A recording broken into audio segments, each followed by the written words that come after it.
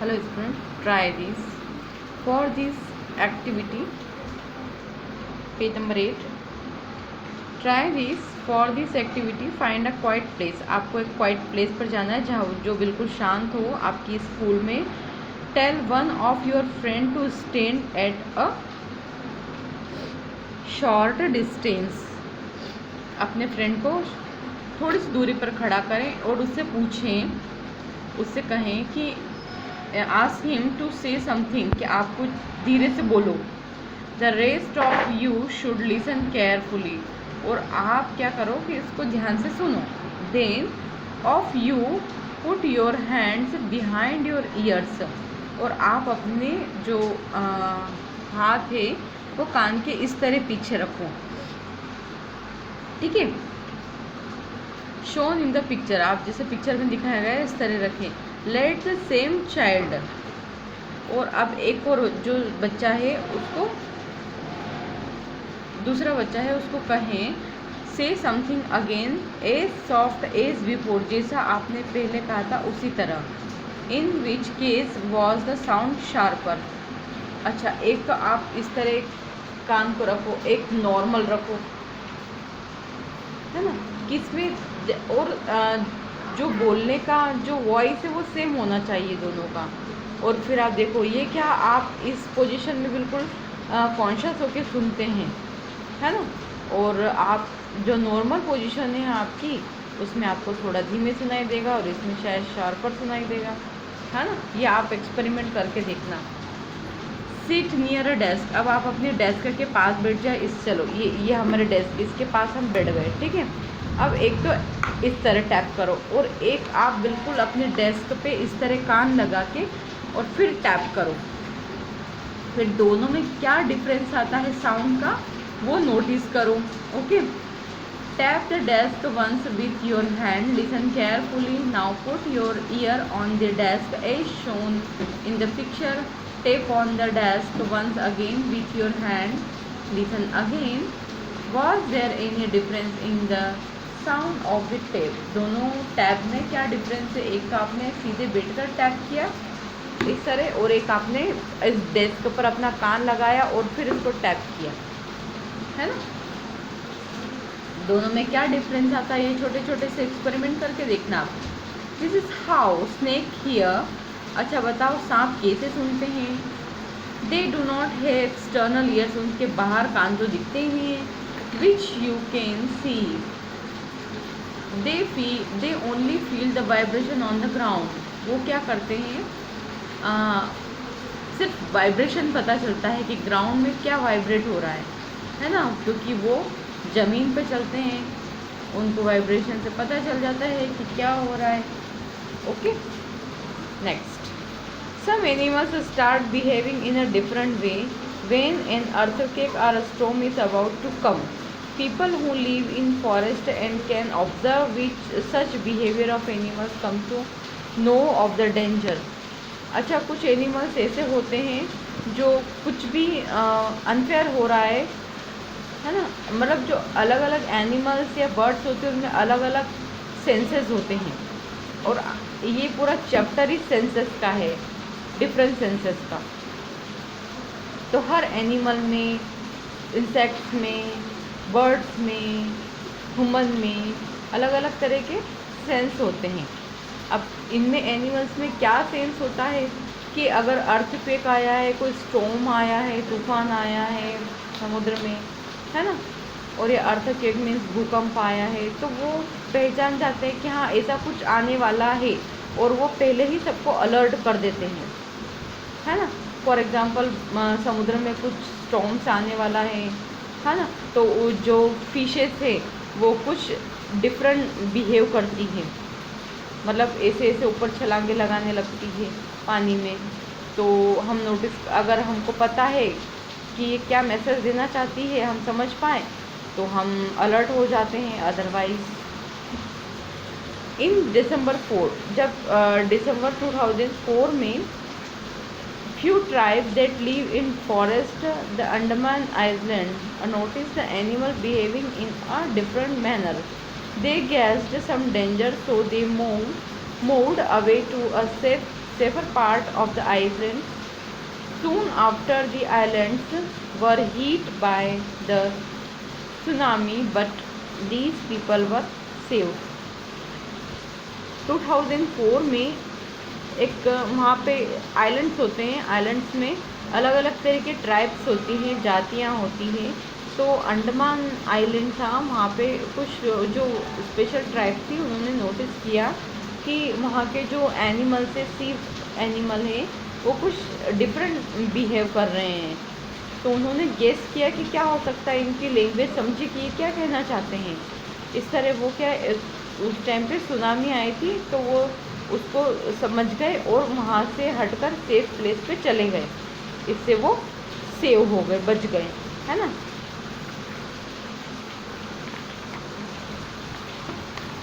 Next, dolphins also make different sounds to give message to each other. Scientists believe that many animals have a special language of their own. जो dolphins होती हैं वो different sound करती है, different sound में अपना message देती है। साइंटिस्ट ने भी विश्वास किया है कि जो एनिमल्स होते हैं वो स्पेशल, उनकी स्पेशल लैंग्वेज होती है, बस हमको समझना होता है। Say it with sounds. Just like birds and dolphins, you can also make your own language of sound or giving message. Remember, you have to talk to your friend with only sounds and no words. How and when will you need to give an alarm call? For example, when the teacher is coming to the classroom. देखो, birds, dolphins, इनकी तो एक special language होती है, वो special language में उनको message दे देते हैं। तो इस तरह हमारे भी कुछ ऐसी स्पेशल लैंग्वेज होती होगी। आप क्लास में भी आपने देखा होगा कि आप बोल नहीं सकते, टीचर आने वाले होते, मतलब ऐसा कुछ होता है कि आप क्लास में मस्ती कर रहे हैं, ठीक है, और उधर से टीचर आने वाले हैं, तो सब बच्चों को चुप करवा के आपको भी चुप बैठना है। तो आप किस तरह करेंगे? चिल्ला के बोलेंगे तो टीचर को पता चल जाएगा कि पहले शोर कर रहे थे और अब शोर नहीं कर रहे हैं, है ना। तो इस तरह आप क्या अलार्म कॉल होगा आपका, उनको कैसे अलर्ट करेंगे आप? या आप क्लास में बैठे हैं, टीचर भी क्लास में हैं और आपको आपके फ्रेंड को मैसेज देना है, तो आप किस तरह विस्परिंग करके या किस तरह उसको मैसेज देंगे, है ना। तो ये सब की एक कोड लैंग्वेज होती है। तो आप लोगों की भी अलग अपनी अपनी अलग कोड लैंग्वेज होगी। Sleeping, walking. Some animals go into a long deep sleep in certain season. कुछ एनिमल्स ऐसे होते हैं जो एक सीजन में लॉन्ग डीप स्लीप करते हैं, बहुत गहरे सोते हैं। They are not seen for many months. वो कई महीनों तक वो एनिमल या इंसेक्ट्स दिखाई नहीं देते हैं, वो डीप स्लीप में चले जाते हैं। फॉर एग्ज़ाम्पल, जो लिज़ार्ड होती है वो इसी तरह की होती है। अब हम इसके बारे में पढ़ेंगे आगे, ठीक है। ये पढ़ते हम 24 hours, time for which sloth is awake. ये स्लोथ के बारे में पढ़ेंगे। स्लोथ क्या होता है? Sloth, it is look like अ बैर बट इज़ नॉट। एक स्लोथ ही होता है, ये बैर की तरह दिखता है बट बैर नहीं होता, ये sloth he. It spends almost 17 hours a day sleeping while hanging upside down and tree branch. ये उल्टा लटक के सोता है और 17 घंटे तक पेड़ पे उल्टा लटक के सोता रहता है ये, है ना, 17 आवर्स तक। The sloth eats the leaves of the same tree on which it leaves. और वो उसी पेड़ की पत्तियाँ खाता है जिस पर वो रहता है। बस मतलब वो आप समझो कि वो बहुत आलसी है और 17 घंटे तक सोता है, कुछ घंटे रहता है तो उसी पेड़ की पत्तियाँ खा के फिर सो जाता है। When it has eaten enough leaves from the tree, that tree, it moves to the nearby tree. जब वहाँ की पत्तियाँ ख़त्म, पर्याप्त हो जाती है, ख़त्म होने लग जाती है, तब वो क्या करता है, दूसरे ट्री पर मूव कर जाता है। Sloth live for about 40 years and in that time they move around only 8 trees. Once a week it comes down from the tree to relieve itself. ये जो स्लोथ होता है वो 40 ईयर्स तक जीता है ना। इसकी जो लाइफ होती है 40 ईयर्स तक की होती है, और वो इतने टाइम में सिर्फ 8 ट्रीज तक ही जा सकता है, क्योंकि वो इतना 17 घंटे तो सोता है वो, 2-4 और कितने घंटे वो जागता है, 7 घंटे। 7 घंटे में से पेड़ों की पत्तियाँ खा लेता है, फिर सो जाता है वो, है ना। तो इस तरह वो सिर्फ, और जब वहाँ की पेड़ों की पत्तियाँ ख़त्म होने लगती है तो दूसरे ट्री पर मूव पड़ जाता है। तो वो इतने, उसकी जो लाइफ होती है उस टाइम में सिर्फ 8 ट्रीज तक ही उसकी लाइफ होती है, उसके बाद में वो मर जाते हैं। Once a week it comes down from the tree to relieve itself. और ये मतलब अपने जो ट्री पर आराम करते हैं, वहीं रहते हैं, उसको अपना आशियाना बना लेते हैं, और वहाँ उनको बहुत अच्छा भी लगता है। अब हम देखें 24 आवर्स का ये चार्ट दिया गया, एक सर्कल दिया गया है। Time for which sloth is awake, कितने टाइम तक ये रहता है, तो इतने टाइम तक ये सोता है, और सिर्फ ये टाइम रहता है 2-2-2 मीन्स 6 आवर्स जो रहते हैं, इतने टाइम में ये क्या करता है, खाना पीना खाता है, जागता है, मीन्स अवेकिंग, है ना। अब नेक्स्ट है लिजार्ड। लिजार्ड का देखना, ये लिजार्ड का चार्ट है। अभी इसमें कोई डार्क पार्ट नहीं है, मीन्स 24 आवर्स अवेकिंग रहती है ये। How will you show the clock for a house lizard in winters. अब लिजार्ड का हम देखेंगे। If you were to show a slow daily routine, sleeping and walking in a 24-hour clock, this is what the clock would look like. Lizard सिर्फ winter season में ही सोती है, बाकी time में जागती रहती है। Given here is the sleeping time of some animals right below each picture for how many hours a day that animals sleep. एक दिन में ये कितना सोते हैं, ये सब जो एक ब्लॉक है, ये 2 आवर्स का 1 ब्लॉक है ना। तो ये, और ये जो डार्क पार्ट है ये क्या है, स्लीपिंग आवर्स है इनका, है ना। तो ये कितने काऊ कितने घंटे सोती है, सिर्फ 4 घंटे सोती है। जो पाइथन है, एक तरह का स्नेक होता है, पॉइजनस स्नेक होता है, ये कितने टाइम तक सोता है, 18 आवर्स तक सोता है ये, है ना। जिराफ सिर्फ 2 घंटे सोता है 24 आवर्स में। कैट होती है वो, हम भी कैट डॉग ये मोस्टली अपनी तरह होते हैं, है ना, आधे टाइम सोते हैं, मतलब 12 आवर्स ये स्लीपिंग रहता है, और इनका 12 आवर्स का जो टाइम रहता है वो अवेकिंग टाइम होता है। Okay,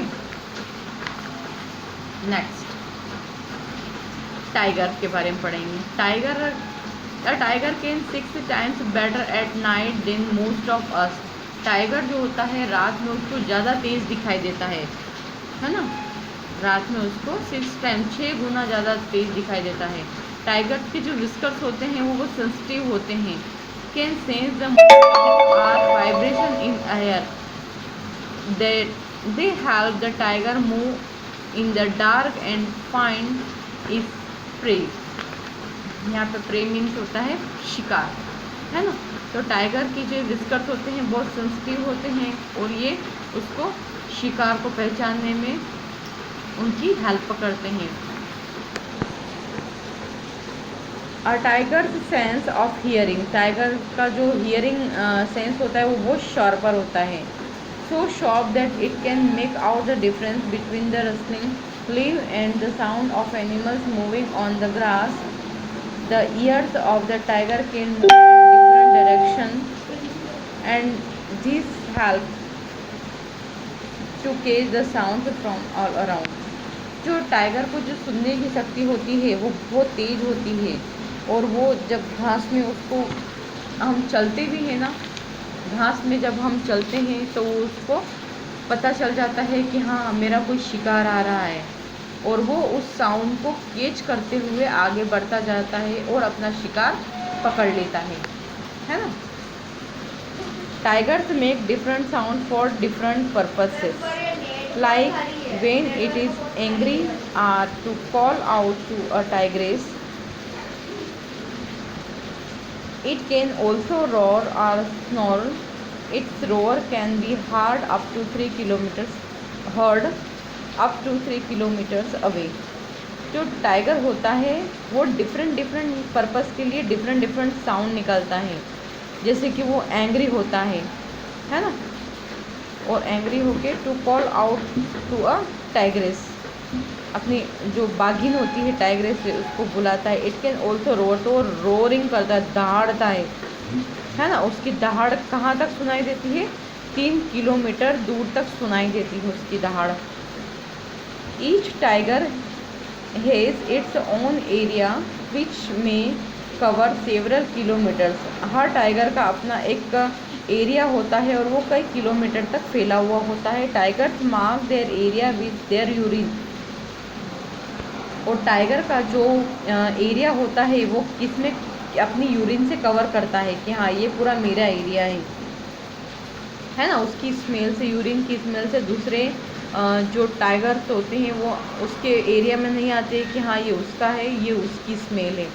a tiger can at once come to know if there is another tiger in its area by the smell of the urine. A tiger will avoid going into another tiger's area. कोई भी tiger, एक जैसे हमारा घर नहीं होता है, हमारे घर के अंदर दूसरा कोई नहीं आता है ना, इसी तरह इनका भी एक एरिया होता है. इनके एरिया में दूसरा टाइगर नहीं जाता है.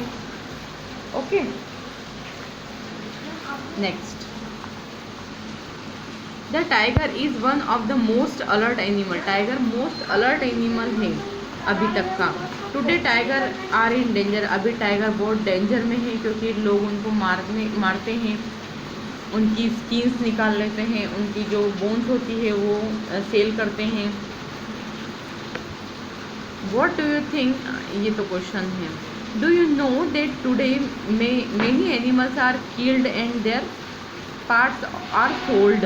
Elephants are killed for their tusks.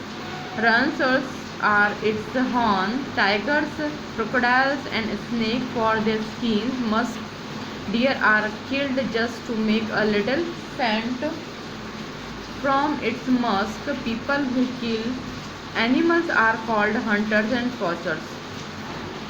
आज कई एनिमल्स हैं उनको किल किया जा रहा है, मारा जा रहा है. किसके लिए? एलिफेंट को उसके हाथी दांत के लिए, राइनोसोरस को उनके सींग के लिए, टाइगर और क्रोकोडाइल, स्नेक उनको स्किन के लिए, और हिरन को मस्क, उसकी जो कस्तूरी होती है उसके लिए उनको मार दिया जाता है. उससे क्या बनता है? सेंट बनता है कस्तूरी से, क्योंकि कस्तूरी की खुशबू बहुत दूर तक फैली हुई रहती है. तो इस तरह कई एनिमल्स को मारा जा रहा है आज उनकी कुछ बॉडी पार्ट्स के लिए. The number of tiger and animals other animals in our country is reducing. There is a danger that some of them will soon disappear. बहुत जल्दी ये ख़त्म हो जाएंगे, धीरे धीरे ये रिड्यूस होते जा रहे हैं और बहुत जल्दी ये ख़त्म भी हो जाएंगे. इसलिए हमको इनका क्या करना चाहिए? प्रोटेक्ट करना चाहिए, इनको बचाना चाहिए. हमारी गवर्नमेंट है, इन्होंने इनके प्रोटेक्शन के लिए एक एरिया अलॉट किया है. Some of them are the Jim Corbett National Park in Uttarakhand and Ghana in Bharatpur. Jim Corbett national park है, वहाँ पे इन सबको सेव किया है. जो जिम कॉर्बेट नेशनल पार्क है उत्तराखंड में, और एक घाना भरतपुर डिस्ट्रिक्ट राजस्थान में है नेशनल पार्क है. वहाँ पे इन लोगों को सेव किया हुआ है, वहाँ पे इन लोगों को रखा जाता है, इनकी देखभाल की जाती है ना.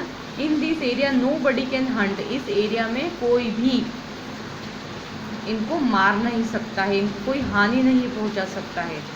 ओके,